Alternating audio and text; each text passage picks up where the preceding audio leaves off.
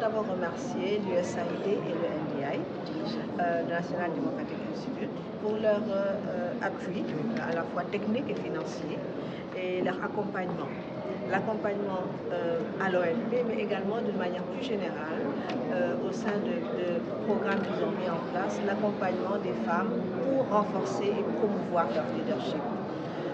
Cet accompagnement est important et je pense que nous en avons bien besoin pour continuer à nous battre et pour continuer à ce que les femmes véritablement trouvent toute leur place dans le lendemain politique. Quelle sera aujourd'hui, par rapport à ces élections, votre posture pour l'organisation? Alors, l'ONP est très intéressé à suivre de très près la promotion des femmes et leur leadership, le leadership des femmes en matière politique, parce que l'ONP a pour mandat de suivre la mise en œuvre et donc l'évolution de la mise en œuvre de la loi sur la parité, mais également de suivre tous les progrès qui sont mis en place par rapport à l'équité entre les hommes et les femmes dans notre pays.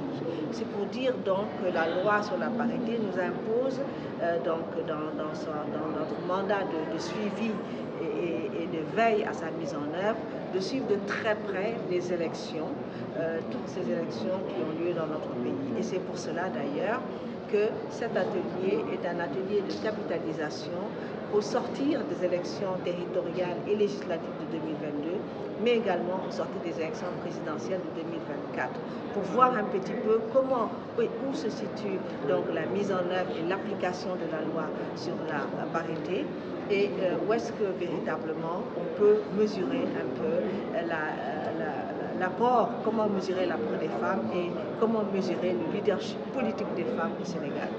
C'est pour dire simplement que l'ONP est un mécanisme d'évaluation, de mise en œuvre, d'évaluation, de statistiques, de rassemblement des données et tout cela est mis pour analyser le niveau de progression de notre pays dans ces secteurs-là et faire un plaidoyer pour que les plus hautes autorités se l'approprient et puissent véritablement pousser à la promotion des femmes donc au Sénégal, mais dans tous les secteurs. Pas seulement dans le secteur politique, mais véritablement dans tous les secteurs du développement. Parce que dans une société, les femmes sont des acteurs et si on veut un développement inclusif, l'apport des femmes est extrêmement important et il doit être pris en charge. Pour cela, il faut déjà qu'on ait des données statistiques fiables par rapport à ce qui se passe dans les différents secteurs par rapport à l'équité entre les hommes et les femmes. Quels sont les outils, quels sont les mécanismes mis en place, quels sont les projets, quels sont les programmes mis en place par l'État et ses partenaires pour pousser justement les femmes à s'approprier leur rôle et toute leur place dans la société. C'est cela qui nous intéresse et également cela nous intéresse sur le plan politique bien entendu de mesurer le leadership politique des femmes. Donc cet atelier pour nous est extrêmement important parce qu'il capitalise un peu au sortir de ces élections importantes qui ont été à la fois territoriales, législatives et présidentielles. Comment est-ce que les femmes se situent, leur rôle et l'impact justement de la place de la femme et le rôle des femmes dans les appareils politiques. Et ce qu'on peut mesurer d'une manière, si je puis dire,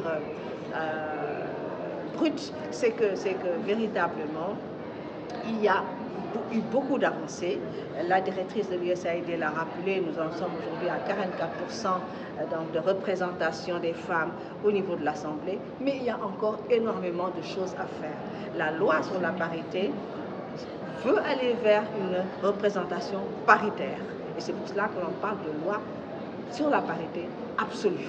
Donc, représentation paritaire, cela veut dire qu'il faut qu'on arrive à un moment où là où les hommes sont toujours tête de liste, il faut qu'on arrive à un moment où nous allons trouver de plus en plus de femmes tête de liste.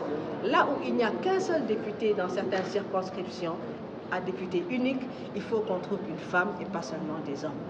Là où il y a peut-être 3 hommes, 3 députés, il faut qu'on puisse trouver 2 femmes et un homme plutôt que 2 hommes et une femme. Donc tout ça, c'est un combat de longue haleine. Et c'est un combat qui interpelle pas seulement les autorités politiques, pas seulement les autorités de l'État, mais également les partis politiques en eux-mêmes, pour qu'ils revoient leur gouvernance, pour qu'ils donnent aux femmes leur place. Ce combat-là, il interpelle les femmes leaders en politique, mais il interpelle également les hommes leaders en politique. Il faut que chacun soit conscient que les femmes apportent quelque chose d'extrêmement important et que ce qu'elles apportent doit être valorisé à sa juste valeur. Donc véritablement, c'est cela le combat des femmes et c'est ce combat que nous voulons mesurer, évaluer, pousser, diagnostiquer, voir en quoi et où sont les obstacles et voir comment pouvoir surmonter ces obstacles. Quelles sont les choses qu'il va falloir mettre en œuvre pour pouvoir aller au-delà de ces obstacles. Moi, je m'appelle Alissa Wilson-Lego, je suis la directrice de la mission de l'USAID ici basée à Dakar. C'est très important pour nous d'être ici aujourd'hui comme un partenaire de longue date avec le gouvernement du Sénégal. Ce partenariat date de plus que 60 ans ici. Et notre appui dans le domaine de la gouvernance, c'est une partie importante de ce partenariat. Et l'événement aujourd'hui, le forum aujourd'hui, c'est très important pour souligner l'importance et la nécessité d'inclure les femmes au processus électoral.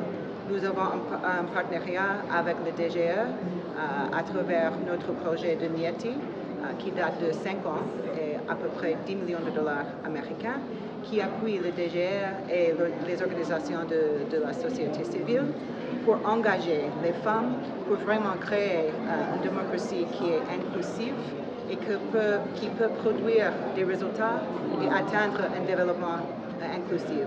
Je voudrais saluer les femmes leaders qui sont ici, comme Mme Awa Ndiaye de OMP, et je voudrais utiliser cette opportunité vraiment pour souligner et amplifier le travail qui est essentiel pour que le Sénégal puisse atteindre un développement inclusif, comme Mme Ndiaye a dit. Ce n'est pas possible d'atteindre les résultats soutenus, les résultats attendus si on ne peut pas inclure la moitié de la population. Alors je voudrais vraiment encourager tous les parties prenantes avant les élections législatives de 17 novembre, de vraiment poursuivre des opportunités pour amplifier les voix des femmes leaders et pour encourager tout le monde d'aller et exercer leur droit de vote. Merci pour votre attention. am na liste yoo xamante ne rejeté woon nañ leen parce que amul woon parité donc déjà loolu pas la bu mag bu ñëw kii te dañu continuer encore di gën a njoñ suñu moroom suñu naataangoo jigéen ñi ñuy wanewu di ñafe pour occuper les places qu'elles méritent au sein donc des instances de décision te gis nañ ni combat bi mi ngi ne kii te rencontre bii ñu def tey jii di évaluer cela permet toujours encore une fois d'encourager les femmes et de les conscientiser davantage parce que pour leur dire que elles ont leur place au sein donc des instances de décision.